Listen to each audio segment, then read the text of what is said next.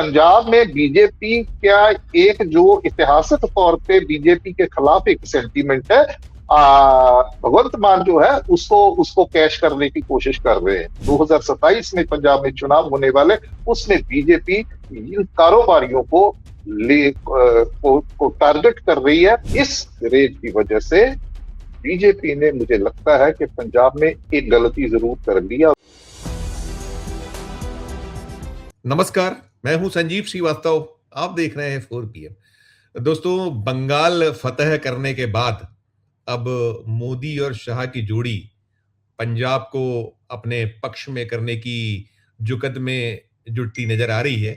और अब वहां जो खेला है वो बीते कई दिनों से चल रहा है, अब तेज हो गया है। और आज फिर वहां से एक बड़ी खबर निकल कर आई है। जो भगवंत मान सरकार है, उसके एक मंत्री के यहाँ ईडी की रेड हुई, और ईडी की रेड होते ही जो जुबानी जंग है वो भी छिड़ गई है, और मोदी और शाह कटघरे में खड़ा किए जा रहे हैं। और पंजाब कितना महत्वपूर्ण है, ये अगले साल वहां 2027 में चुनाव है, वो विदित है।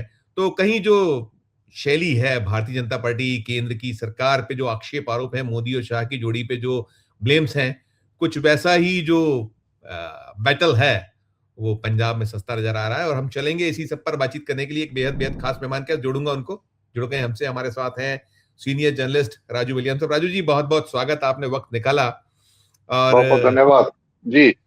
हो गई है ईडी की रेड, और ईडी की रेड के बाद जुबानी जंग भी कहा जा रहा है कि ये सब जो है वो पार्टी को तोड़ने की एक जो कोशिश है। क्योंकि पहले आपने ध्यान है 7 जो राज्यसभा के सदस्य तोड़े गए थे, और कैसे रातों रात उन्हें मर्ज कर लिया गया था भारतीय जनता पार्टी में। उसको लेकर कहीं ना कहीं राष्ट्रपति तक पहुंचे हुए हैं भगवंत मान, उसका प्रतीक्षा चल रही है, और कानूनी दांवपेच भी जारी है। इन सब के बीच में ये जो आज वहां रेड हुई है, संजीव अरोड़ा जो मान सरकार में मिनिस्टर है, और इसको लेकर जो जुबानी जंग है, सब पर एक नोट आपका। संजीव जी, इस रेड को संजीव अरोड़ा, जो कि बहुत एक महत्वपूर्ण और बहुत ताकतवर मंत्री है भगवंत मान सरकार में, उनके ऊपर ये रेड जो है, इससे पहले भी 2 रेड्स हुई है उनसे, आज से 20-22 दिन पहले।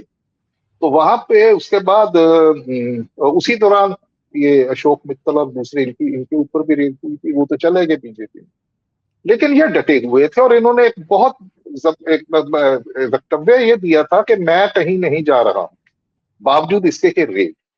तो ये जो रेड आज हुआ है, ये जिसे हम कहते हैं अंग्रेजी में वेटिंग टू हैपन, कि ऐसा होना ही था, तो वो आज हो गया। लेकिन इस रेड की वजह से बीजेपी ने, मुझे लगता है कि पंजाब में एक गलती जरूर कर ली, और वो ये गलती की है कि इस रेड के बाद जो प्रतिक्रियाएं, जो उद्योग का जो है यहाँ पे लुधियाना और पंजाब में, वो बहुत ही जो प्रतिक्रियाएं हैं वो बीजेपी के लिए उनको खुश करने वाली नहीं है।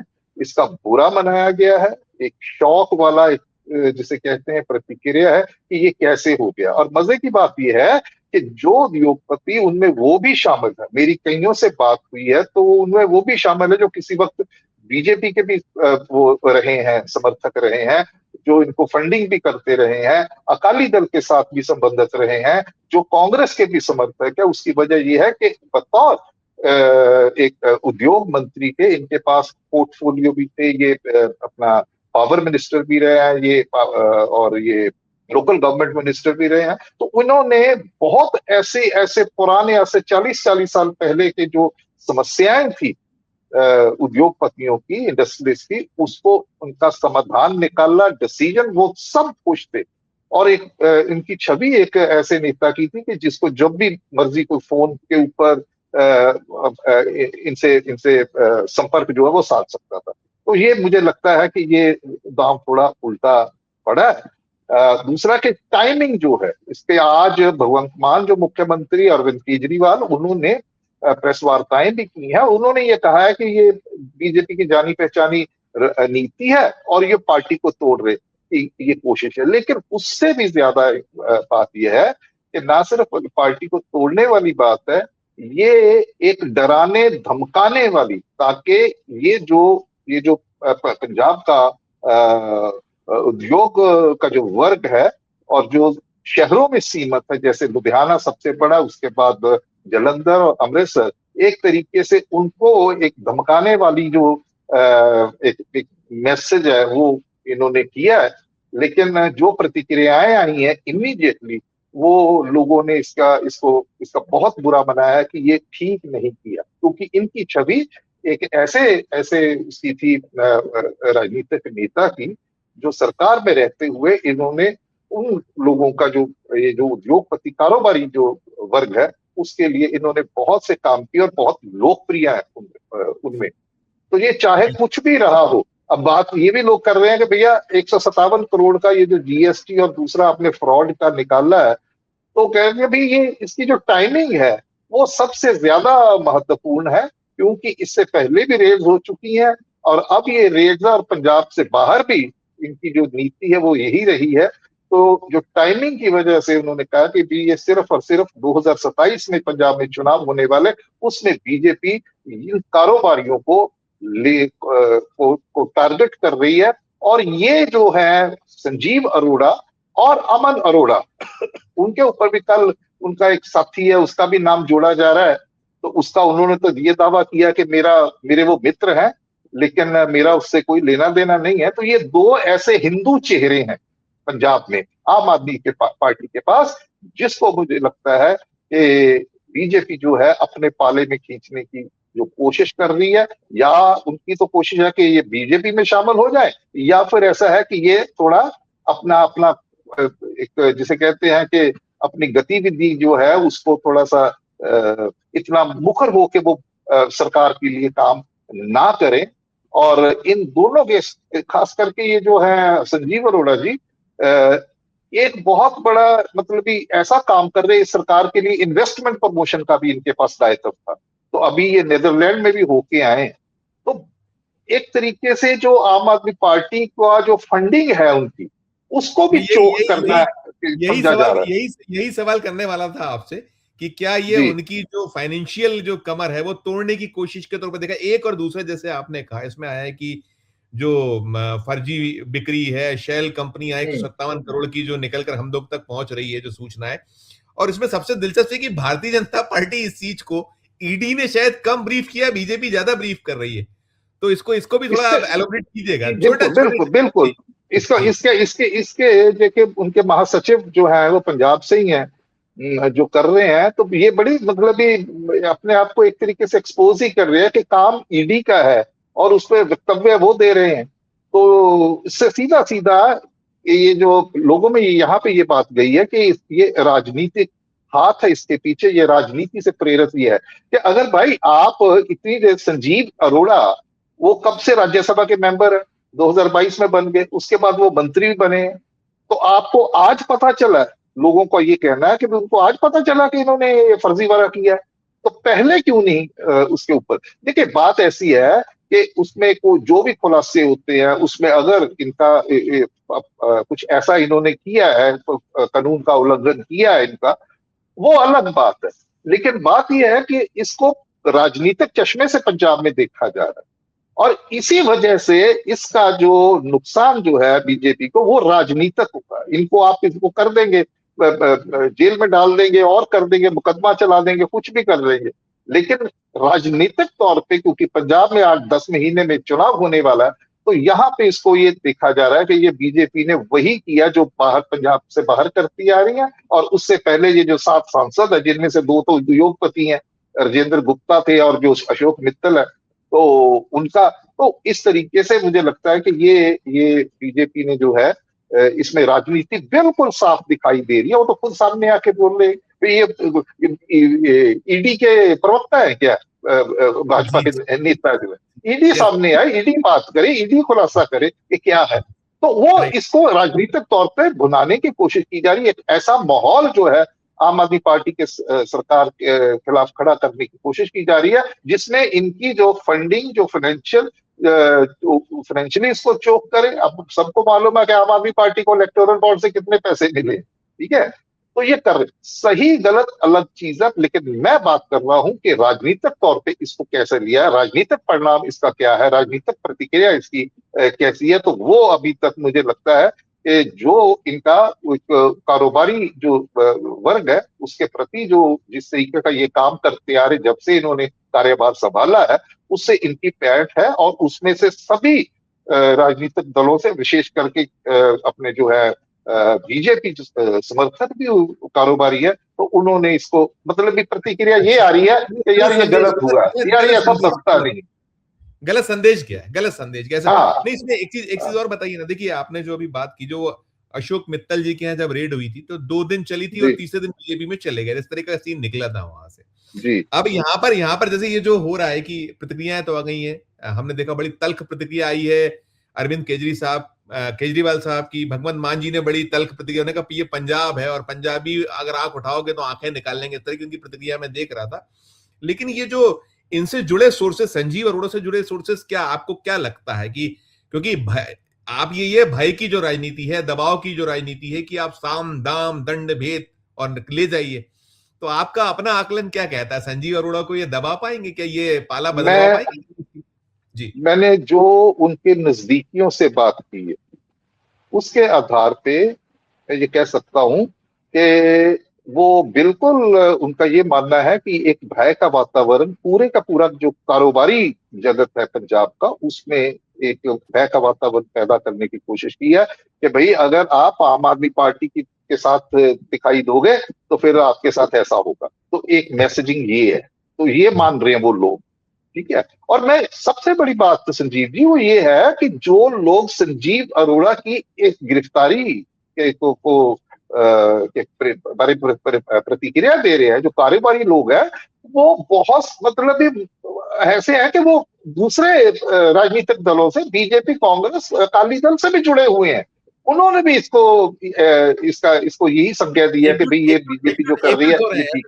हाँ एकजुट हो रहे हैं, हाँ, ऐसे कह सकते हैं, एकजुट हो रहे क्योंकि हैं। क्योंकि ये एक व्यक्तिगत छवि जो है एक मंत्री के तौर पे जो इन्होंने बनाई है, और इनका जो एक एक्सेसिबिलिटी जो है, और जो इन्होंने काम किए हैं पुराने ऐसे ऐसे नीतियों में बदलाव किया है जो कि कारोबारी जिसके लिए बहुत देर से जद्दोजहद कर रहे थे, संघर्ष कर रहे थे, तो इनकी वजह से तो एक बहुत इनकी पैठ जो है सकारात्मक एक छवि जो है कारोबारी जगत में है इनकी। और दूसरी बात है कि बिल्कुल राजनीति से प्रेरित है, क्योंकि आपको याद दिला दूं अभी 2-3 दिन पहले पंजाब में जलंधर में, और जलंधर में ये जो है बीएसएफ का हेडक्वार्टर, उसके सामने फिर आर्मी का जो है वहां पे अमृतसर में बॉर्डर के पास वहां पे छोटे से धमाके हुए हैं।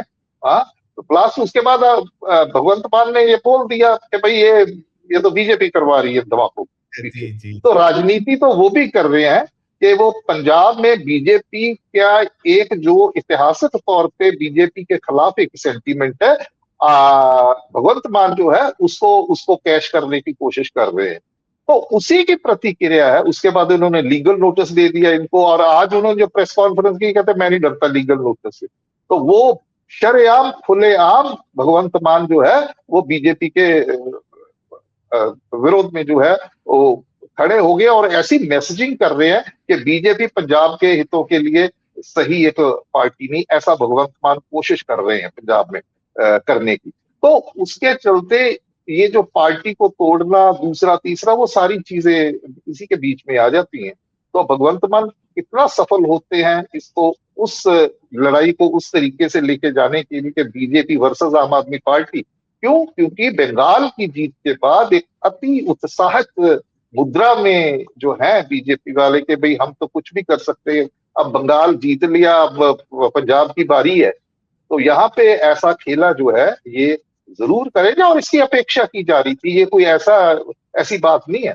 लेकिन बीजेपी ने ये जो धड़ाधड़ लगातार किया, तो उससे इसकी जो राजनीतिक मंशा जो है वो बुरी तरह से एक्सपोज हुई है लोगों के सामने। बिल्कुल ठीक बिल्कुल है। बिल्कुल। हाँ, मैं ये आखिरी ये सवाल ये मेरा है यहाँ पर। कि देखिए, वो 7 राज्यसभा सांसद कैसे टूटे उसका पूरा हमने देखा, फिर कैसे उनको रातों रात बीजेपी में शामिल कर लिया गया, मान्यता मिल गई ऑफिशियली, जो राज्यसभा के सभापति जी उनसे हो गया सारा कुछ।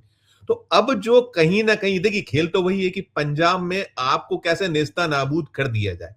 तो अब ये जो वहां जो सरकार है उसको तोड़फोड़ को लेकर क्या, और ये उसको बचाने के लिए क्या कुछ हो रहा है, और इनके जो कोशिश है, आपको लगता है कि ये, आपने कहा है कि उल्टा पड़ेगा सभी टाइमिंग और तमाम, तो ये क्या बचाने की स्थिति में हो जाएगा, सब ठीक ठाक नहीं चल नहीं, जाएगा? ऐसा ऐसा वेट नहीं है। करेंगे? देखिए, जहां तक सरकार का टूटने की चर्चाएं थी कि बहुत बड़ा विधायकों का बहुत बड़ा हिस्सा जो है वो टूट के ये जो अपने क्या कहते हैं, ये, ये दिल्ली वाले ये जो अब गए हाँ थे, राघव चड्ढा, जी। ठीक है जी, तो उनके नेतृत्व में वो टूट जाएगा, ये वो तो वो सारे के सारी जो है स्पेकुलेशन थी, जो वो चीजें वो बिल्कुल निर्भूल जो है वो साबित हुई है। भगवंत मान ने एक बार तो 1 मई को जब इन्होंने एक स्पेशल इजलास जो है विधानसभा का किया था, मजदूर दिवस, उस दिन सभी जो विधायक पूरा का पूरा विधायक दल इनका इकट्ठा था। उसके बाद 5 मई को जब ये राष्ट्रपति से मिलने गए हैं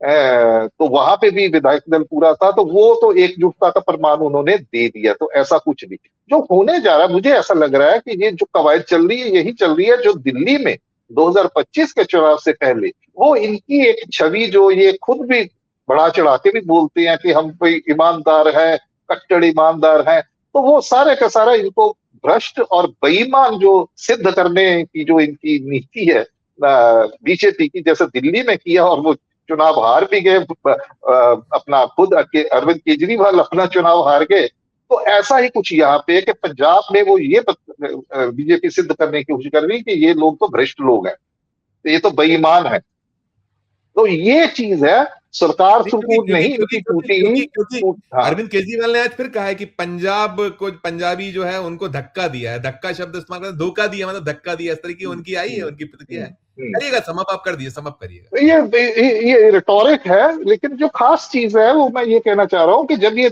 सांसद जब गए हैं तो बकायदा तौर पे मीडिया ने इनसे पूछा था, संजीव अरोड़ा जी से, ठीक है, तो संजीव अरोड़ा जी, तब भी ये चर्चाएं चली थी कि भाई ये संजीव अरोड़ा भी जो है, क्योंकि रेड तो उन दिनों भी उनमें उनपे भी हुई, जैसे शोक मित्तल जी के, शोक मित्तल जी तो वफादारी बदल गए, लेकिन ये डटे रहे। तो इन्होंने वहां पे मीडिया को भी बताया था चंडीगढ़ में कि भाई मैं मिनिस्टर हूं, मैं यहाँ हूं, मैं कहीं नहीं जाने। तो मुझे लगता है कि उनकी इस जो कहते हैं पार्टी के साथ खड़े रहने का जो उन्होंने अपना बात कही थी, तो बीजेपी शायद वो तोड़ने में लगी है कि भैया आप जो मर्जी हो, हम आपको तोड़ के रहेंगे, तो राइट। आपको। लेकिन जो इनका जो इनके नजदीकी जो है, या वैसे कारोबारी जिनको मैं इतने सालों से जानता हूं, इनके साथ जुड़े हैं, एंड जिनका बतौर मंत्री के they had all the good things to say about him. मैं इस बात पे नहीं जाता कि ये जो फ्रॉड किया है, ये नहीं किया है, मैं वो वकालत नहीं कर रहा हूँ, किया होगा, ठीक है भाई, आप एक्शन ले, उसको सिद्ध करें। लेकिन ऐसा नहीं है कि आप उनको कहें कि ये 157 करोड़ का कर दिया और कल को संजीव अरोड़ा जी कहे कि मैं बीजेपी ज्वाइन कर रहा हूं और उसके बाद 157 करोड़ का केस खत्म। ठीक बिल्कुल है ना? बिल्कुल तो बिल्कुल ये बिल्कुल नहीं। ऐसी चर्चा पंजाब में इस वक्त है, चल रही है, और ये पार्टी को तोड़ने का, पार्टी नहीं टूटेगी, और अब अगर आप तोड़ने की कोशिश भी करेंगे तो उल्टी पड़ेगी, ये काउंटर प्रोडक्टिव होगा। और एक चीज और बता दूं कि लुधियाना वेस्ट जो विधानसभा का क्षेत्र है, जहां से ये विधायक चुने हुए संजीव अरोड़ा जी, तो वहां पे भी जो है एक ऐसी प्रतिक्रियाएं जो सुनने को आई हैं कि लोगों ने बीजेपी को कह रहे, ईडी नहीं कह रहे, वो कह रहे बीजेपी करा रही है। यस यस, लोगों बिल्कुल में बिल्कुल। किसी से बात कर लो आप, वो कह रहे बीजेपी करवा रही है। बिल्कुल बिल्कुल, नहीं तो वो मुझे देखिए, लगता है कि वो, हाँ, नहीं है, बिल्कुल तो ठीक ये कह रहे हैं बीजेपी आप। के लिए मुझे लगता है कि उन्होंने बहुत जल्दबाजी, उनको लगता है कि भाई बुलडोज करो जल्दी जल्दी, थोड़ी सी उन्होंने जल्दबाजी बीजेपी ने कर ली है, क्योंकि चुनाव पड़े हैं और आम आदमी पार्टी इसको मुद्दा बनाएगी कि ये एंटी पंजाब है, ये राइट। पंजाब को खत्म कोशिश कर रही है। जैसा इन्होंने आज जो प्रेस कॉन्फ्रेंस की है इन्होंने, भगवंत मान ने, उन्होंने बंगाल का भी जिक्र किया है कि भाई किया आज किया, उन्होंने बिल्कुल मुख्यमंत्री पद की शपथ ली और आज ही वहां पे वो शुरू हो गया लोगों को ठीक मारना, ठीक। दौड़ाना, धमकाना, वो जो यस। कर रहा है उसका उन्होंने जिक्र किया है भगवंत मान। जी जी जी जी, तो नहीं बाकी बिल्कुल आने वाले दिनों में देखते हैं कि लड़ाई जो क्या बहुत करवट दिलचस्प लेती है। दिलचस्प दिलचस्प, बिल्कुल नहीं, बिल्कुल, बहुत जी बहुत जी। शुक्रिया अदा करूंगा। आपने बहुत तस्वीर पूरी खींच दी कि ये जो खेल है, वो खेल वही है कि तोड़े कैसे, और उस तोड़ने यस, के चक्कर में कहीं ना कहीं उनके कहीं बाउंस बैक कर रहा है, ऐसा तोड़ने लगता है।